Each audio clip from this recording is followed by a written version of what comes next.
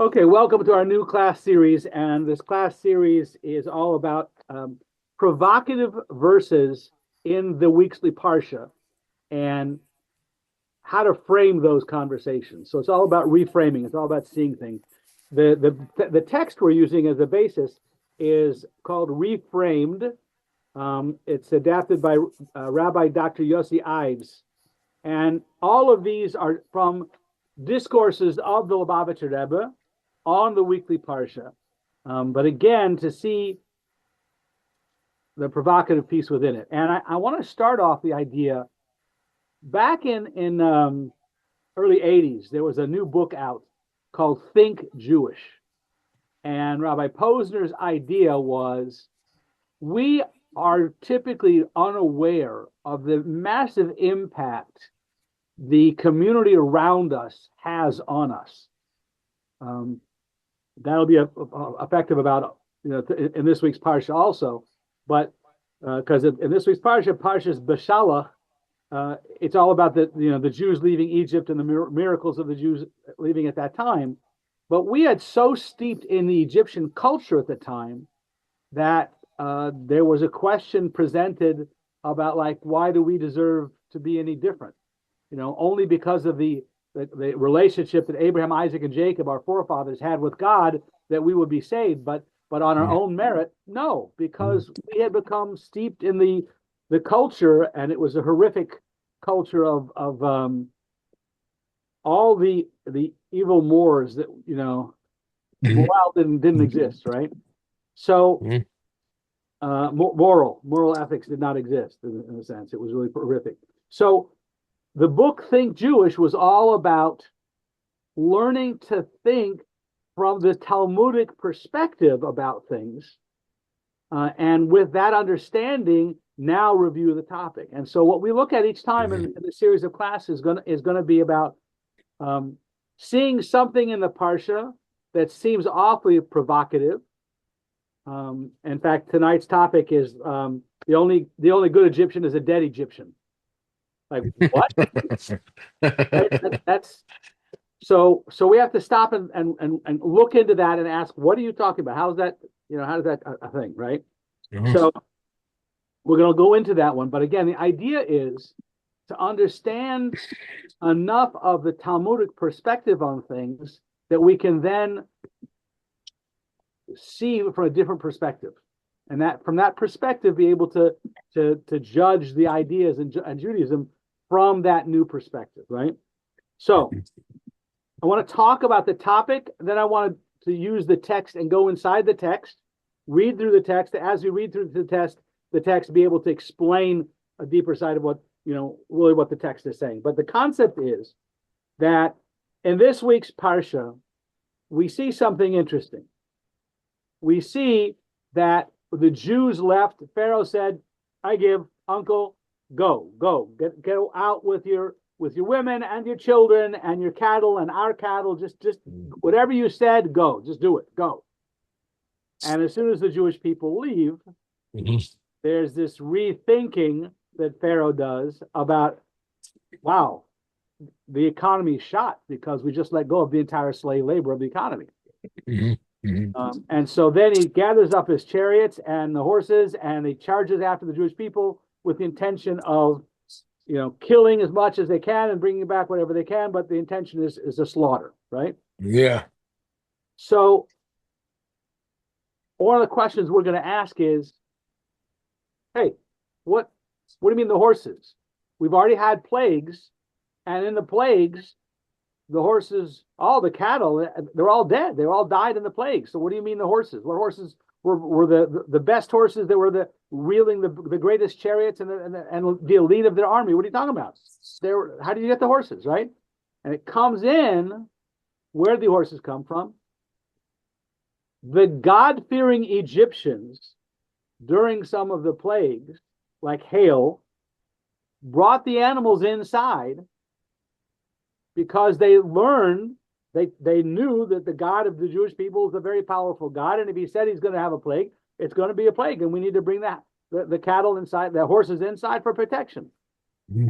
So the horses that were provided for the chariots that were to go out and kill the Jewish people, that was provided by the religious, the God-fearing Egyptians. That's who provided the horses with which to go and slay the Jewish people. Mm-hmm. So we want to dive into this concept and find out, what we can about the perspective of it. And along the way, we're going to learn some basic principles in Jewish law that helps us get a perspective of this. Okay. So Rabbi, yes, I know that God hardened Pharaoh's heart, but don't you think he had some political advisors whispering in his ear, "Go get those guys. Go get those guys." excellent question. Excellent question. So let's start off with that piece of it, right?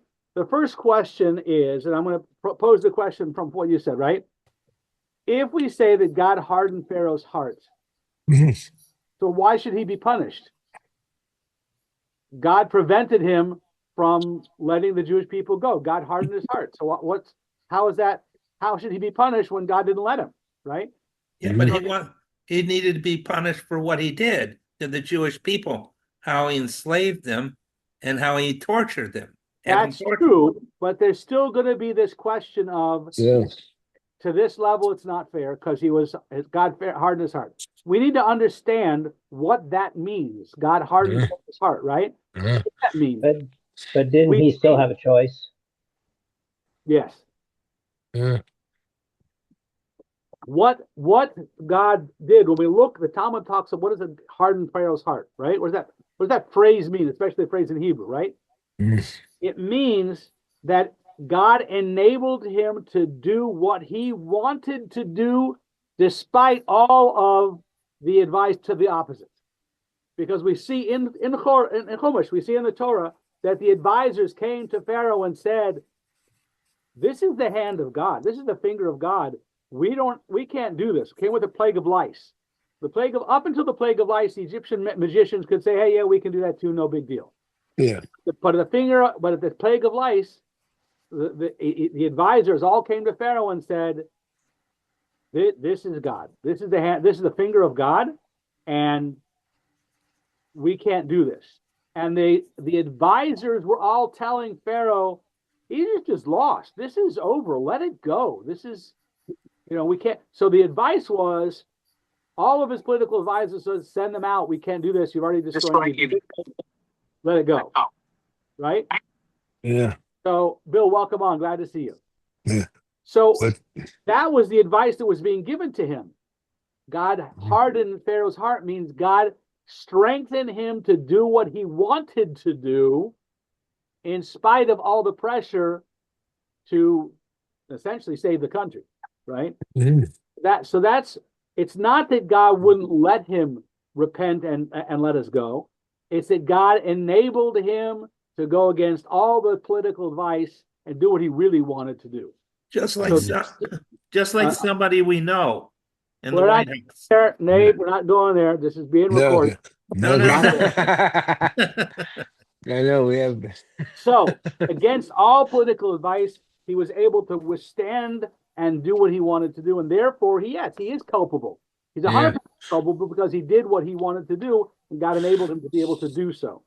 Well, wasn't that in those days? Wasn't Pharaoh was considered divine as a god himself? And absolutely. Already say based on so in order for before us, they didn't have the requisite. So Pharaoh was playing the God role and publicizing himself as a god, right? But at the same time, he didn't have the willpower to stand up against all of the naysayers and everything else, with God empowering him to hang in there, right? So let's look into the parsha itself. What he says here. Once it became apparent to the Egyptians that the Israelites had no intention of returning to Egypt, then they went in hot pursuit to force them to return. Pharaoh dispatched an army to subdue the escaped Hebrews. Quote, this is from Exodus 14-7. Pharaoh took 600 select chariots and all the chariots of Egypt with officers over them all. So we ask the question, where did the Egyptians get all their horses from when the Torah states that all the livestock of Egypt died during the various plagues inflicted upon them? After all, it's not exactly possible to wage a war with dead horses. If all the horses were supposed to have died, there were so many living horses to chase the Israelites. So Rashi, the great commentator, Rabbi Shlomo Yitzchaki, he answers that although many animals perished during the plagues, those belonging to the Egyptians who heeded Moses' warning, they had their animals spared.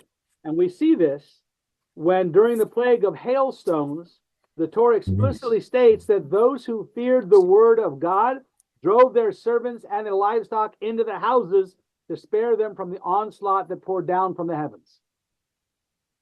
So the pious Egyptians, they still had horses. And it was these animals that were used to chase down the fleeing Jewish people. So Rashi concludes his explanation with very strong words.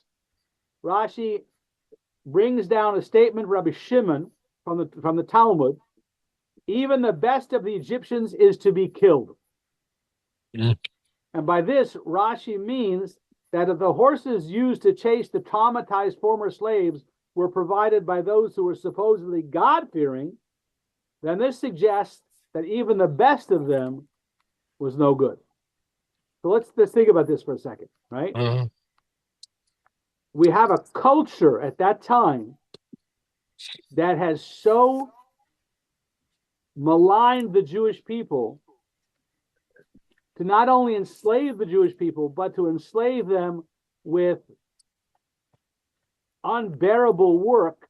The type of work the Chumash tells us, the type of work was the type of work that was designed to break the people. It wasn't about what the slave labor would accomplish. It was about and putting so much labor upon them they would die. The intention, you look back in the Chumash, where did it start from? The Pharaoh comes and he says, the Jews used to be a minority.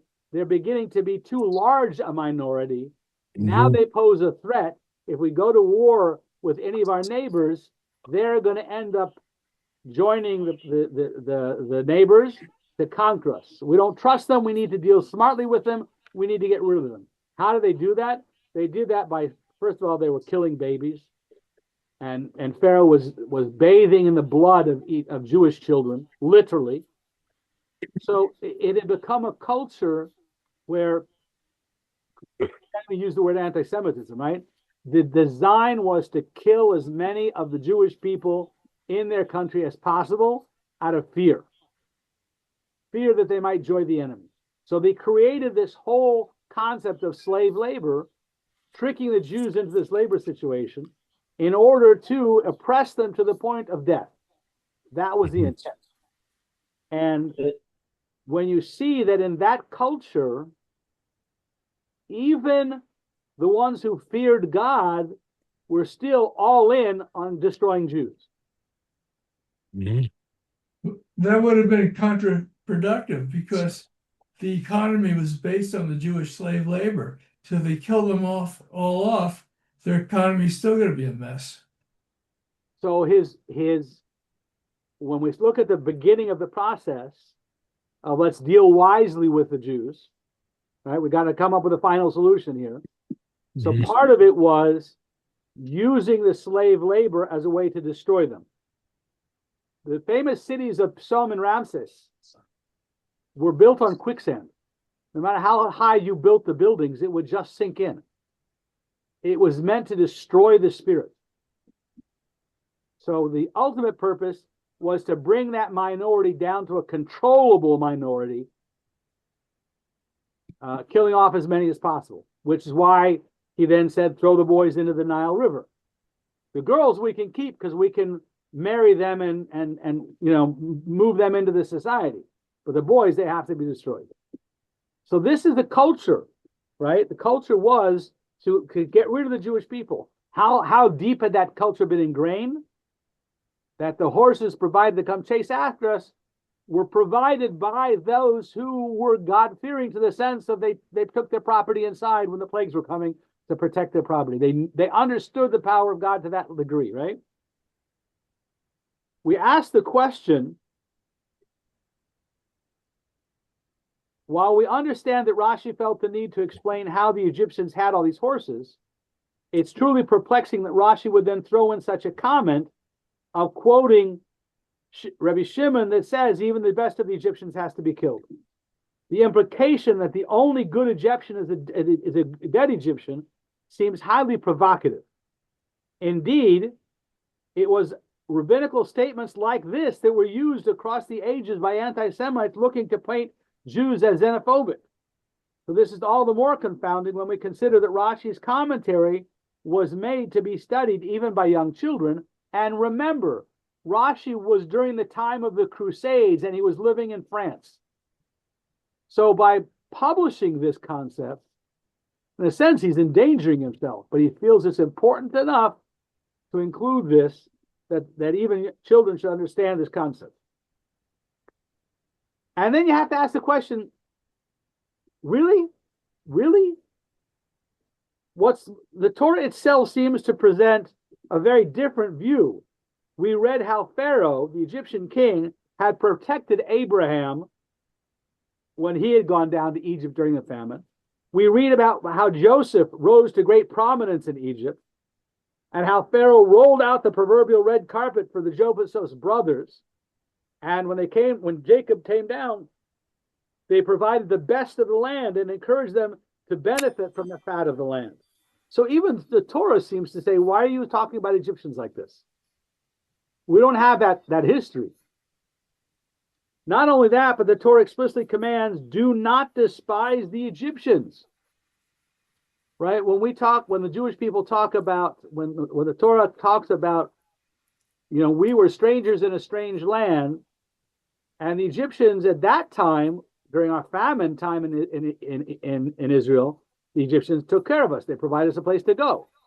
So the Torah says that even permits that an Egyptian who converts to Judaism, the third generation is actually allowed to marry into the Jewish people. So this doesn't fit this blanket rejection of the only good Egyptian is a dead Egyptian.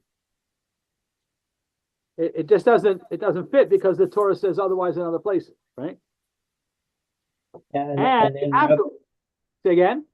I was going to say, Rabbi, when they left Egypt, the strangers and sojourners went with them, which were Egyptians. They were included in the group. A mixed multitude, yeah. Yeah. Finally, one has to wonder Rabbi, why. Yes. you ask a question, but based on what you've read here, you ask a question. But it seems to me that what you read here is not as simple as the way you present it. Because the comment during the Crusades was not made at the time of the enslavement of the Jews in Egypt. It wasn't made at a time when Pharaoh gave succor to Abraham, Isaac, or Jacob. And you're conflating those times when the Egyptians were helpful, were caring, were charitable towards the Jews, along with later time when they weren't. And so you're expressing standards from one time as though they apply to another. And that, I think, overlooks reality. And that's where we're going to come back to at the end of this, is we're going to come back to the idea that in the generation of the time of the Jews leaving Egypt, in that generation, that it was that generation that hated the Jews so deeply. The previous generations and future generations, not so. But in that generation, that we look at, yes, even the best of the Egyptians was hell-bent on destroying the Jewish people. Well, then his reference to, as abhorrent as it may be, that there's no good Egyptian but except the dead one, is applicable to that particular microcosm of time. Yes. And we're going to come back to that one. But we're setting up the questions first. We're Doesn't setting up it- contradictions. Doesn't Fair that enough. teach us a lesson that we never learned? That whole societies can change on a dime. So where they might like you 1 minute, they'll hate you the next. That's where the 2,000-year-old Jewish perspective comes into play. That we're, when we look at today's events, we're looking at it with a perspective of our own, 2,000 to 3,000 year history, and how we need to be able to look at today, remembering the days of yore, and be able to look at today with those eyes, and not be succumb to the I didn't even see the post yet, but a friend of mine just posted. He said, and that's why my children will never be allowed to get a TikTok account. So I don't know what was posted, but clearly the media of today can't be trusted. And so that was his comment. But H generation, right? So let's continue inside the text.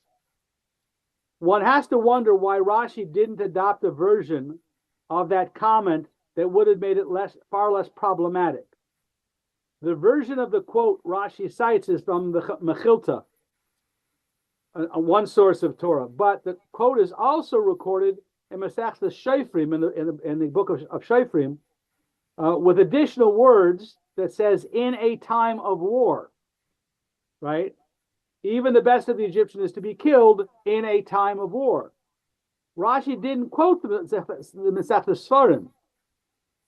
He quoted the Mechilta, which means there's something about that caveat of in a time of war that's not sufficient. It would have been less controversial to say it that way. So these questions are so severe that it must be that there's something we haven't thought about yet, we haven't understood yet. And it is inconceivable that Rashi would have written a comment that is this problematic and controversial, because Rashi really, his stated game plan in his commentary on all of the Torah, because Rashi wrote commentary on the whole Torah, from the 5 books of Moses to the books of the prophets to the Mishnah and Gemara, he wrote commentary. His commentary was guided to explain questions that would come up and confuse the child learning, who only knows what he's been told so far, and that quote 5-year-old of Rashi would have a question of why such a damning comment, right?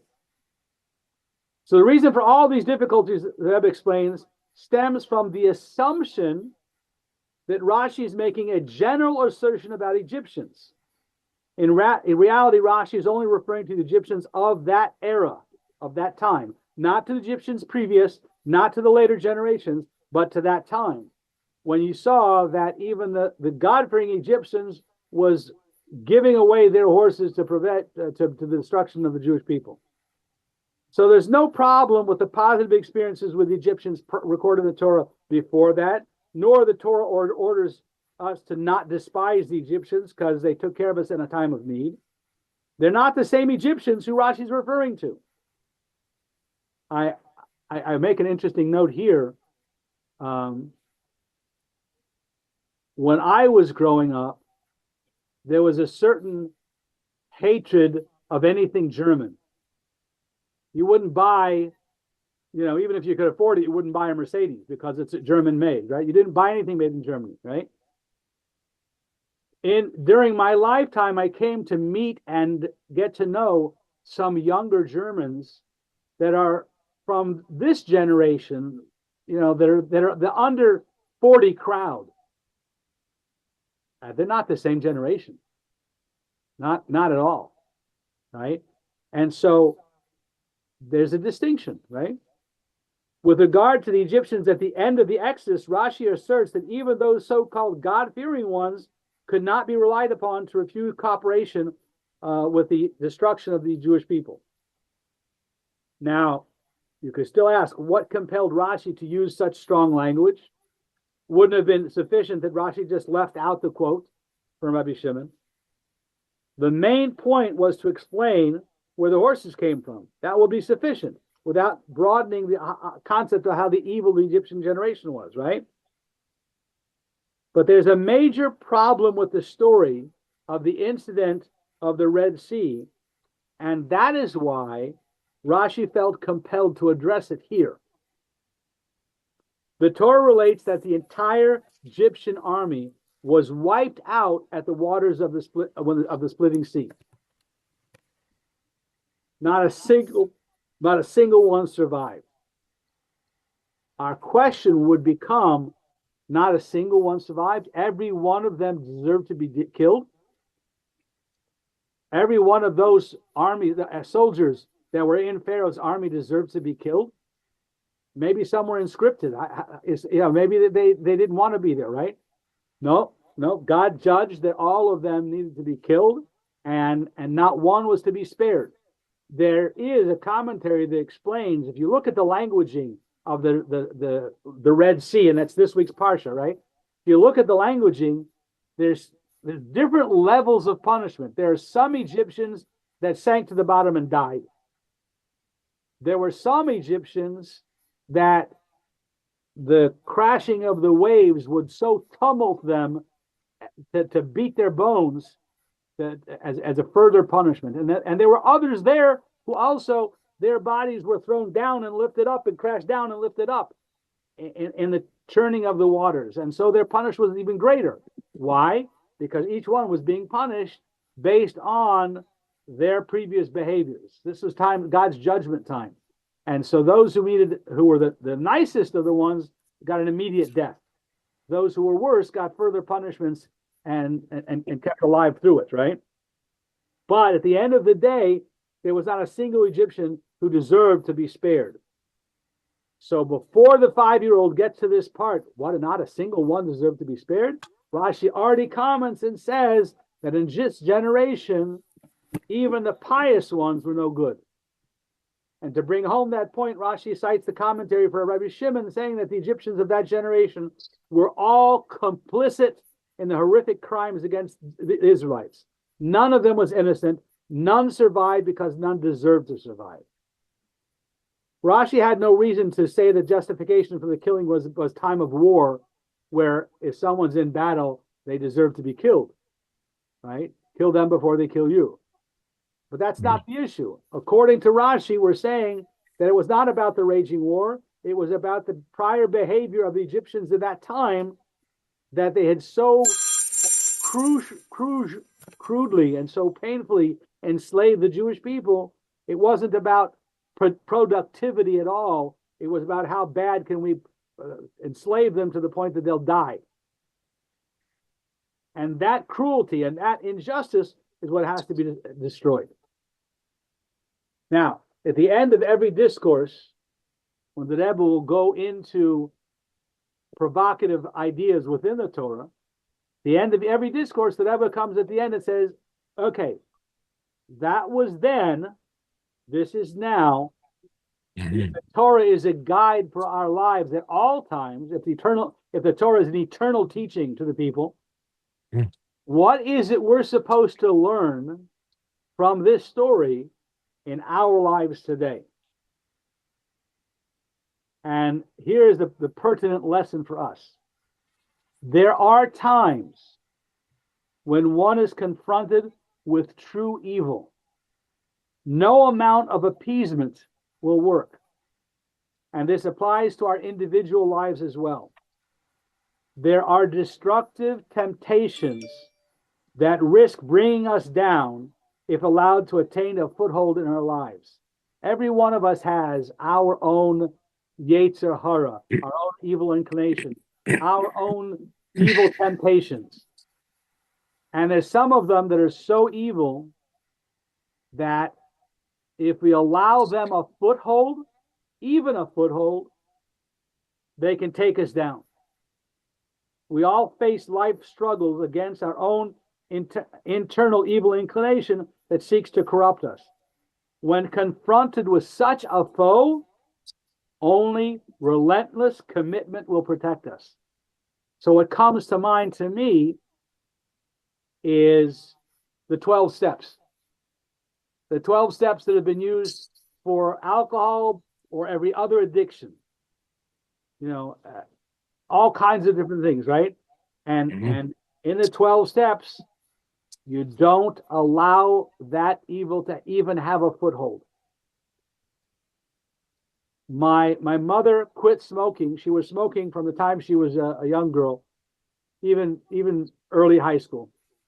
And at that time, that was a common thing. She's 90 now, right?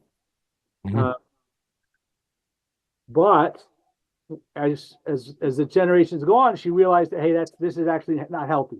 And so she quit smoking. 3 or 4 times she quit smoking.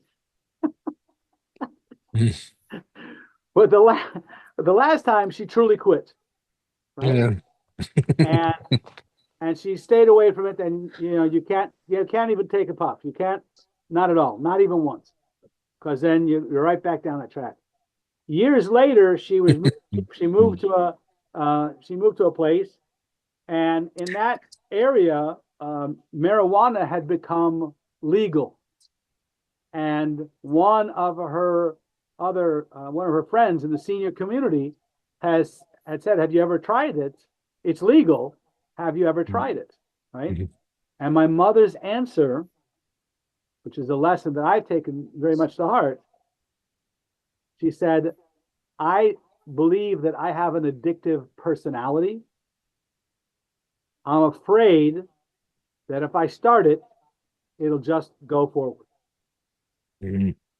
So for that reason alone, you would not even start, right? I think that's what we're talking about here, is that there are times and there are places when the evil is that deep.